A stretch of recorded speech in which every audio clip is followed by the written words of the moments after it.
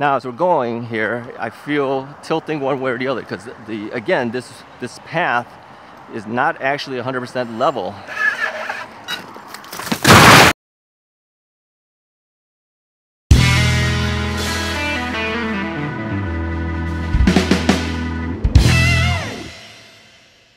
Hey, this is Russ.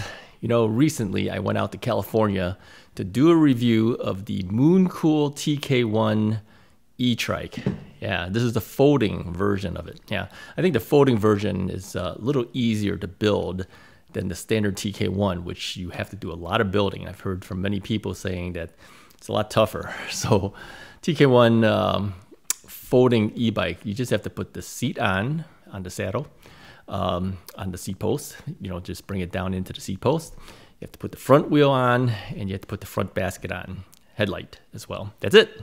Pretty easy, yeah. So I finished the TK1 review, but I have some information to tell you. Now, if you've seen earlier videos, I kind of told you a little bit about what had happened, but I'm gonna go more in detail today as to what happened to me when I was out in California. So as I thought more about this, I don't want people to think that, you know, this is a fault of the mooncool etrike, because it was not. This is strictly user error, okay? User error. Yeah, the TK1 actually does pretty well. In fact, it survived all the things I'm going to tell you, okay? So don't think it's mooncool's issue. It's not. It is user error, okay? So I wanted to kind of go through some of the important things for people to remember when riding both an e-trike and also an e-bike, all right? Now, I've heard many times in past comments, you know, Russ, have you ever fallen? Have you ever got it on video? Well, you know, every time I've fallen, I've never gotten it on video, except this time, all right? Now, if you watch the video as I started this video, if you watch that clip, you can see me take a fall off the e-trike, but I'm gonna tell you a little more in detail how all this occurred and how it could have been avoided and how you should be able to ride a little bit safer, okay? All right, so let's start from the beginning, okay?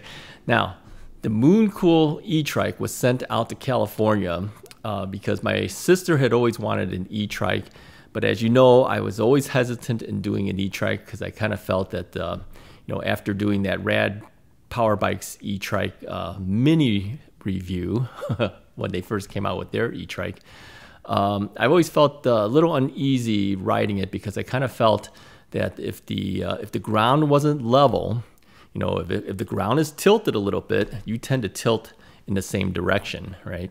And I felt the same thing here with the mooncool. Now again, not a fault of the brand. It's basically that's how it's going to happen on e-trikes. And now many people have also mentioned on their comments to me that they feel this as well, okay, whenever they've ridden an e-trike before. So it's something that you can get used to. I don't think it's something that people can't get used to, but it's a little different feeling if you've ridden a regular e-bike. Now, many people have told me that, you know, if you can't ride an e-bike well, you should get an e-trike. Well, I'm going to tell you, it does take a little bit of getting used to. It's not as easy as people think. Now, granted, balance issues, if everything's on a level ground, yeah, you're basically sitting. You know, you don't have a balance issue like on two wheels of an e-bike, but it does have its own challenges. Okay, and namely the tilting issue. Now, if you watch the original video, and we're going to kind of show this in segments here, so you can kind of see. I did the review, but I had to go up a hill to do it. Now, where my sister lives, she's in an area where there's only one way out of there, and that's through a heavily trafficked street. And so they do have bike lanes there, but again, an e-trike kind of sticks out a little bit. The rear two tires stick out wider than a bicycle would be. So if you went on the street level, it's just one road going one direction, one lane going the other direction. You would stick out into the lane with that rear left tire if you were to do it. So I don't want to do that because I'm only going about 16 miles an hour maximum on that trike. And these cars are doing 35, 40, okay? So I didn't feel comfortable with that. So my sister said, well, the only other place you can go is you can go up this hill which has a sidewalk. Now, typically, I don't ride on sidewalks, as you know, because I do ride my e-bikes on mostly streets. But in this case, I felt the sidewalk was probably the safer move. So I started going up the hill on the sidewalk area, but I started noticing the tilt because the sidewalk is not level, all right? It kind of tilts to the one side and tilts to the other side. There was gaps in between as well, which I had to ride over. I didn't feel comfortable with that, but I did it. But the thing is, as you're going up this hill, all right, the hill drops about 15 to 18 feet down to the street level, all right? And you can see that in some of the photos here. Now, that's a little unnerving as you're going pretty tall up this hill. First off, it's a hill going up on a e-trike that you're not familiar with. It's an area I'm not familiar with. I didn't know what was ahead of me, so I just kind of kept going. And if you watch the original review, you'll see that I do kind of slide a little bit towards that right side, which means if I went a little further, I'd fall down the hill. So you see me stop, and then I readjusted, and then I kept going, okay? Now, after I finished the review and everything, I was on my way back. So now you're on the top of the hill from that parking lot area that I did the rest of the review on, but you've got to come down the hill, right? So now I'm a little nervous. How am I going to get down this hill safely? And so I'm riding the brakes. I'm probably doing about 12 miles an hour because I was looking at the speedometer on the video.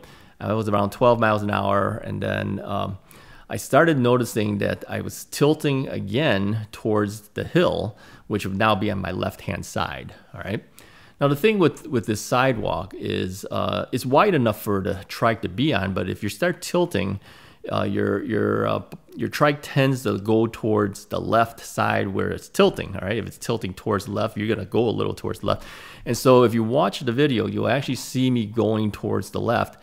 And I try to correct myself, but at that point, the left rear tire had already slipped off of the sidewalk. Now, the gravel area, I'll call it a gravel, but really it's kind of weeded area.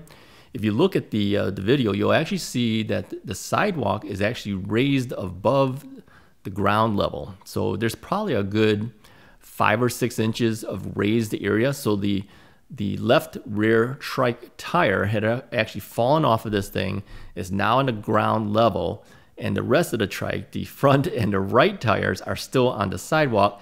So you feel immediately, I'm gonna fall off of this thing into the hill, so you immediately try to correct it by going back towards the right-hand side. And of course, when I did that, the rear tire hit the edge of the curb of the sidewalk, which is raised above the ground level, and it essentially bounced me off of it. So when that happened, yeah, down I went. So here's what happened.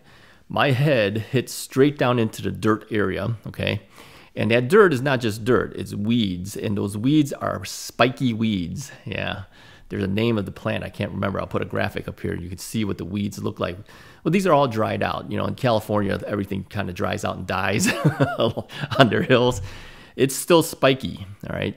So I basically hit the side of my head and my face into the dirt, and that essentially stopped me from rolling down the hill, okay? If I had gone maybe 2 feet further up, you'll see there's a bunch of rusted metal pipes. And I think these pipes were probably set there so that they can maybe set up a fence or something, but there's no fence there. It's just a whole bunch of pipes, maybe every 2 feet. And I had fallen between the openings of where the pipes were. And had I gone 2 feet forward, I would have fell with either my stomach or my chest into the pipe. Okay. Now, good thing I didn't fall all the way down, but and a good thing I didn't fall into the pipes, because I probably would have died in California. I would have died from one of the injuries, either the falling down the hill or I would have died from hitting the pipe. So yeah, I was lucky. Yeah. So the trike wasn't so lucky. Yeah, the trike went all the way down the hill and landed at the street level. Now, I look down on it and I go, oh no, I just basically killed the e-trike. Yeah, brand new e-trike, first time out, taking it out on the hill, going up the hill. It actually it went up the hill fine. But there it laid on the ground, on the street level, on the bike lane of the street level. Now, I was actually dazed when I hit the ground. And again, if I didn't have my helmet on, I would have had a major head concussion as well. I actually blacked out for a very short time. I came to my senses and I realized I had fallen. And you'll hear me spitting out the dirt because, yeah, I hit the side with my face here. Later, I were to find that the two inner thighs, my left and right legs, were totally bruised. Yeah, I hurt pretty bad. Yeah, and that's going 12 miles an hour on a stop, basically face planting. So the trike went down, but when we looked at the trike afterwards, yeah, the trike didn't actually sustain hardly any damage at all. I was actually surprised. Yeah, mooncool came through. The only damage we saw was on the right-hand side, the hand grip. It's made out of rubber, so the edge of that hand grip was a little scratched up. And then the front basket has a scratch up in the front, but again, using some black magic marker, you can cover that. It's not so bad. And then there was a very small indentation scratch, maybe about a quarter inch in the frame of the bike, but again, it doesn't look bad at all. It just looks like a little indentation scratch. And then the rear right fender got a little bit of dent when the bike fell. The fender bumped into the rear basket, so you can pound that out. That's actually not that hard to do. Other than that, the trike looked fine. A little bit of dust, okay, from the fall. So I kind of estimated that probably meant that the trike didn't tumble over the hill. I think it rolled itself down the hill on the wheels, and then when it hit the ground level, the street level, it fell over at that point. That's when the scratches occurred. So yeah, the mooncool came out pretty good. So at least for that was safe. But I wasn't feeling too good at that point. Now these spiky things that I ran into, and it's a good thing I had a helmet and I had gloves. So if it wasn't for the xnito helmet that I was wearing, it would have been bad news. I brought my own helmet with me on the trip because I have my microphone attached to the visor of the helmet, as you know. And so I kind of needed that, and I figured, you know, if anything happens, at least I have my helmet on. It's a good thing. Now, I contacted xnito helmets, and I told them what happened, and they sent me a replacement helmet, which was already waiting for me at home by the time I got home, all right? So thank you to xnito for sending me that, and I explained to them what happened, and they said, wow, that's quite a story, and sent them a photo of the helmet so they knew what was going on. Now, xnito's policy is such that if you get in an accident such that you had damage of the helmet, a serious damage of the helmet, they will replace your helmet for free. Yeah, that is their policy. Now, xnito, as you might know, is not an inexpensive helmet. It costs a little bit more than the average helmet, but it is rated to 28 miles per hour, and they do have that replacement policy, and they do honor it. So I am not the only one who's had that. A friend of mine's had a similar issue where he had fallen and hit his head, and the xnito helmet saved him. Yeah, and xnito sent him a helmet as well, all right? So not only for the fact that I work with xnito by, you know, doing these videos for them, but also they do give it to people who just buy the helmet, all right? So again, whether you use xnito or some other brand, you have to wear a helmet. I mean, it literally, in a second or two, I was down on the ground and I hit my head. You don't think you're gonna do that, especially on an e-trike, but you know, circumstances are such that you can get hurt. And it really saved me. I mean, and my neck hurt for probably 3 to 4 days afterwards. The bruising in my inner thighs were still there. I still feel it to this day. It's already been, what has it been, 2.5 weeks or so past when it actually occurred. I still have some bruising there. I still feel it. So yeah, I took some major damage out in California, and I think had I hit those pipes or had fallen down that hill, yeah, I would have either been seriously injured or even possibility of dying out in California. Yeah, if I hit the pipes, I think I would have died because I would have went stomach first or chest first right into those pipes. So yeah, it's serious business. I just wanted everyone to know, this is what happens. And for those who have been asking to see me fall, there you go. All right, this is a good one to see. So share the video. All right, I want you guys to all share this video with everyone you know who has an e-bike or an e-trike, just so that they understand that there is potential issues. Now, it's not like I'm a new rider of e-bikes. I've been riding e-bikes for 3 years now, something like that.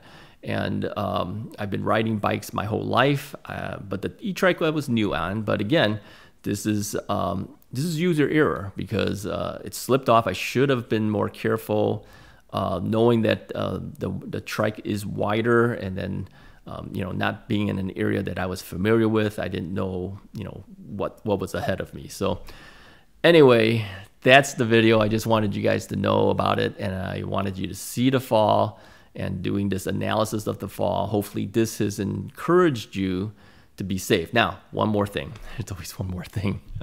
I was wearing gloves. If I wasn't wearing gloves, all those spiky things would be all over my hands. I had to crawl down that hill to get to the trike level. Yeah, I was too dazed. I couldn't walk down the hill. But here's the thing. When I was crawling down the hill, a nice gentleman who was riding a non-electric bike, he was just riding his regular bike, saw the trike down at the street level. And so he looked up and he saw me up there. And so he stopped and asked if I needed help. And at that point, I said, yeah, I think I need some help. Usually I would just tell people, no, I'm fine, just go on, But yeah, I wasn't feeling too good at that point. And so he stopped and he waited for me. I had to take my shirt off and everything. I had so much spiky things on me. I wear blue jean shorts, as you know, and I was scooting on my butt on those spiky things to get down the hill. And of course, my hands are helping me push as I'm going. So if I didn't have the gloves on, it would all be in the palms of my hand as well. My entire arms got all scratched up. I did have some major bleeding going on over here on the elbow area. And it's pretty much, the scab is basically gone off of it now, but you can still see it. I don't know if you can see it on the camera, but it's down over here. And so he asked me how far away was my sister's home. I says several blocks down, and I have to cross the street. So after waiting with me and making sure I was okay, well, first off, my cell phone was in my pocket, in my front pocket, and I was feeling for it. I couldn't find it.